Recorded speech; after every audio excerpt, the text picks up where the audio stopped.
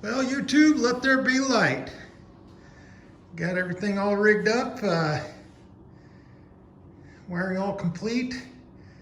Got everything mounted and connected up. It's on a low beam right now. One of the things, the light bulbs for the parking lights there aren't very bright. So let me just turn these off real quick and show you. Whoops, there we go. They're on pretty bright whenever the switch is to park, and then you know, the parking lights in the back are lit up, but even the license plate light is lit up. But for whatever reason, when I turn the lights all the way on, these things don't light up very much. Maybe that's how they were designed. But let's see. The only thing I haven't tested is the horn. Let's see. Nah, doesn't look like it's going to work here. Well, not a big deal. Got the wiring going to it, but anyway, ammeter's working. Got the dash light working. Need to get the bulb working there for the high beams. So I'll show you, there you go. And then I'll hit the floor switch and got the high beams and there's low. So yeah, kind of neat. Right on Christmas Day. So we've got light. Like I said, when those lights are on, there's nothing going on. I don't know. So I'll call that good. Don't smell anything burning. Got a little bit of heat coming out of there. Not too much. There are halogens, so got the everything wired up here. So anything melting or burning or anything like that? All the tests checked out good. I have not turned it over with the foot starter, but the key works. And go ahead and turn these off. Everything works there. Turn the key off. Did get the 3-position key. Like I said in the previous video, I took this old Dorman 4-poster out. You know, we're not using the relay there. Right now I am, and the only reason I'm doing that is to you know, give a jump kind of from this, because the positive cable isn't long enough. So I've just got it clamped to that one post there. And yeah, everything's working well. She's turning out good. I wrapped up putting the rear differential back together. I still need to put gear oil in it. But got the drive shaft, got the joints and everything. Need to climb up underneath there, as you can see, and do the exhaust hangers. Figure out a way to do that. Having a hard time finding the original ones that came stock. And then I do need to go get the you know, little, you know, I don't know, cloth covers, something just to keep those chains from banging around on there.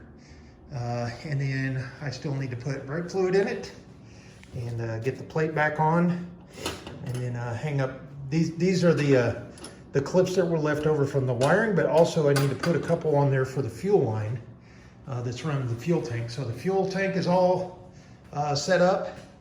That sending unit does work. It's kind of cool. You know, it's reading empty because there's nothing in there. But got that rear clamp on it, and got all the welts underneath there. And it doesn't really center too much into the hole there, but close enough. And then the grommet I got to go around the damn thing, the hole's not big enough here, and it's too big here. So anyway, it's $1.95 Amazon down the drain. let's see, I've got the windshield brackets adjusted, and I did go ahead and trim off the windshield seal here, or windshield frame decal seal. And I still need to get a couple of just screws, one here and then on the exact other side. And you can see, you know, it's just the way it's on there, but you know, once you clamp that down, everything will be tight and sealed up. One of the things I need to figure out, I don't think this is the original handbrake cable. Reason for that is I've got it mounted down on the transfer bracket, but you can see this cable right here, right next to the car starter that kind of goes down there. It really hangs down and this way towards the front of the engine a little bit too much. And even though I haven't got it all mounted up into you know, where it needs to be final resting place, I think that's just not the original cable. So we'll figure that out. And then like I showed you before, got the hood hinges on there. I'll show you the welds. There they are. I just hit it right along that hatch channel, and then a couple on the sides here. Plenty enough to secure it. And then let's see what else we got to do. Still got to put the antifreeze in it, and then got the static timing set. Got the all the wiring, like I said, bolted down. Still need to double check the timing, so I haven't torqued down the spark plugs yet.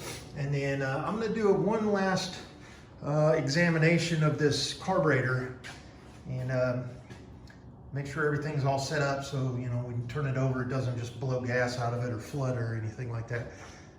Kind of disappointing the horn doesn't work.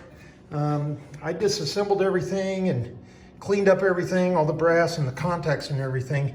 I just don't understand why that's not, well, maybe one of these isn't tight enough, I don't know.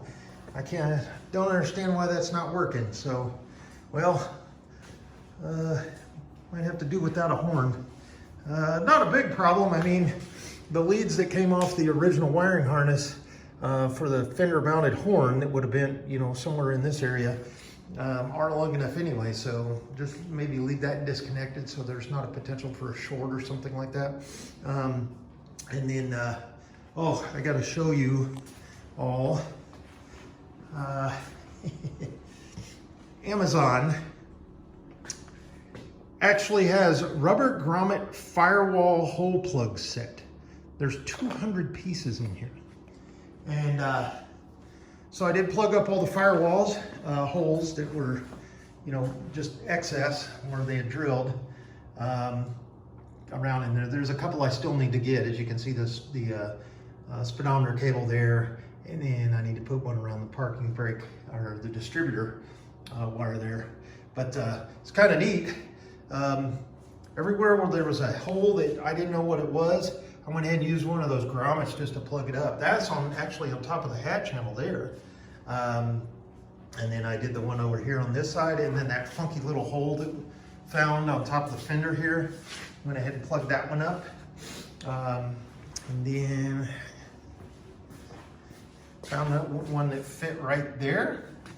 And then the original, when I got the Jeep anyway, from the owner, had a cigarette lighter there, or a cigar lighter, so plug that hole back up with one of those grommets. So if you're looking for a grommet set, there you go, Amazon. And just type in firewall grommet set. I think that thing was like $4.99 or something like that. And you got to figure, if you go to Home Depot or Ace Hardware, each one of those grommets are like, you know, $1.50, $2. So pretty chill to get that worked out. I did find the seal or the shifter gasket, and then got the screws in there. Problem of it is, there's supposed to be a metal ring that goes in there. It's kind of got an offset lip, and so I might need to order one of those and get in there. And then that shifter handle knob, I need to get that.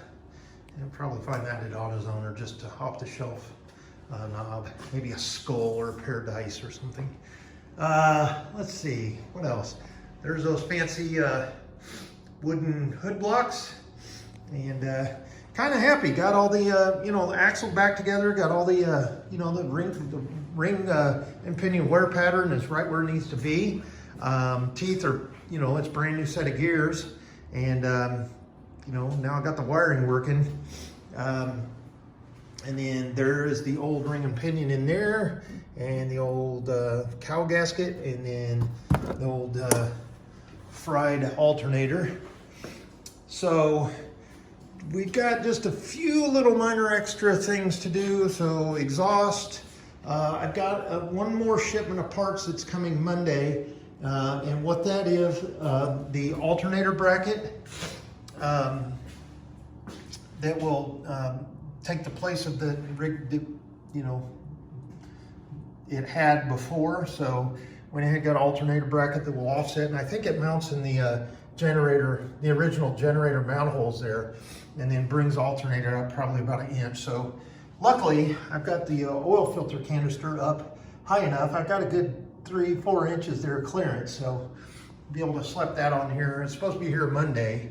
And then I've got the tailpipe that goes from the muffler out to the side of the fender. So it basically, where that hanger is, that is where the tailpipe will mount to the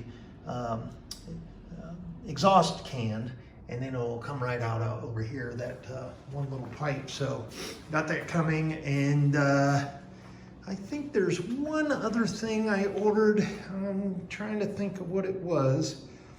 Nothing that cost anything money. You know, this is the final wrap up of what we intended to do to this. So we've got pretty much just a few minor tweaks and bolts to tighten up, and then I'm going to go over and recheck everything, do the field alignment, and then make sure all the torques are right. Get that timing lined up, and then probably, well, who knows, maybe next week we'll try to turn the key. Next week or the week after, actually. I'm sorry, I'm waiting on the parts. So yeah, oh, the other thing I ordered was the welt that goes on top of the grill, just to keep that, you know, from metal contact. So got that coming, and then the tailpipe, and then after that, yep, we're on our way. So probably get some antifreeze in it sometime this week, since I'm pretty much wrapped up. Well, actually, once I do the parking brake there, the handbrake, get that set and everything, I'll get that get the antifreeze in it. I do need to point out one area of concern, and hopefully this phone will get up underneath here. Let's see here. So, there you go. The parking brake spring, I've actually got it mounted in where it's kind of rusted out on that hat channel, but that's a good firm place to mount that spring. It's not going to slide back and forth or anything. Originally there was a bracket that was welded on there to that hat channel, but that is just disintegrated over time. So that's just one of the areas that kind of a field repair there for the next owner, or, you know, if the owner decides to keep it, that's just something to keep in mind. If you pull the handbrake and, you know, it doesn't release, that's what's going on. A lot of people take those handbrakes off just because if they, you know, get filled with oil and grease and everything, or gunk, and then, you know, over time they just get clogged up, have a tendency to, you know, rub pretty hot because that's turning just as fast as your rear axle there, and then pretty soon you got a problem back there. So a lot of people do take off those pads, the brake pads, out of the handbrake, and then just don't use it. But the problem with that is now you don't have any way to, you know, set the brakes on this other than just leaving it in gear. Then you're relying on your clutch, and probably first gear or reverse or whatever. It shifts nice. I need to adjust the clutch. I think you're supposed to have initially 3/4 inch travel before it engages. I got it set to where you just push that clutch, and, you know, it's going to engage. So need to back it off just a little bit. And then the other thing is, I'm not sure if you can see down in there. Well, actually, this is the better shot probably. So behind the pedals, as you can see where it goes through the firewalls, there's actually a rubber and a washer and a big spring that goes behind there, and that's supposed to seal that hole up. Well, it does two other things. It seals the hole up, but it also gives a little bit of a dampening. When you release the pedal and it comes back, it doesn't hit on the back of the firewall. Right now, I'll show you what it does. You see it clacks. So, and I do have the brake spring on there. I do not have the clutch spring mounted up yet, and that would go basically from the lever over to that little hole right up there. And that hole you can see right about where it brands on the clutch lever there. So I need to get that spring. It is over here on the table, along with the last little things that need to go on the Jeep. License plate, I'll try to clean that up and get it straightened up so it's not all bent to hell. Maybe get one of those little $1.99 license plate frames. I did discover, now I don't know why they did this, but that light actually has a license plate light on it. And then they went ahead and mounted another one below it. So you got double lights. You got light coming out of there, shining down, and that little chrome kind of boat bracket there. So I wired it both up. I mean, basically you've got your three-way, your hot and your ground coming off of your brake switch up there that come back. And then you got your three-way connector.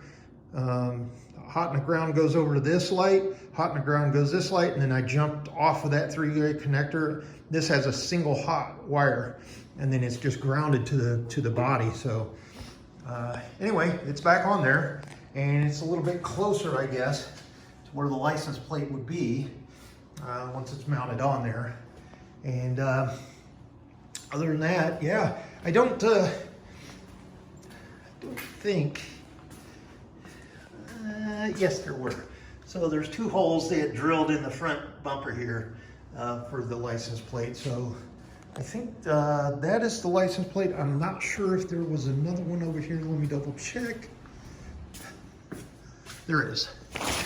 Okay, so obviously that one needs to get straightened up. And then the old exhaust bracket there. And after that, boy, we're about 90, let's call it 90%, just because I haven't turned the key and heard that engine run yet. So, yeah, right on the track to get it back to the owner in January. So, wiring is complete, lights and everything work. Just need to make sure that starter turns with the foot switch. After that, it's just, like I said, just a couple of little turns here and there. And really, you know, kind of heartbreaking not being able to hear that horn. That would have been cool, but yeah, I just don't know what else to do. You know, it's everything's cleaned up and everything in there. Maybe, you know, there's a big kind of a rheostat kind of thing in there. Maybe I need to go back in there and see if that one of those wires is broken where I didn't see it or something like that. So. Yeah, sorry about the bench here. I just wrapped up a little bit of a project there, so it didn't have anything to do with the Jeep. It was just actually working on an aquarium pump out here. So I've got some, just some extra stuff laying around. So other than that, yeah, the garage is wrapped up. Can actually walk out here, and there you go. We'll talk to you again, and Merry Christmas, and we'll talk to you sometime this week. Take care, everybody.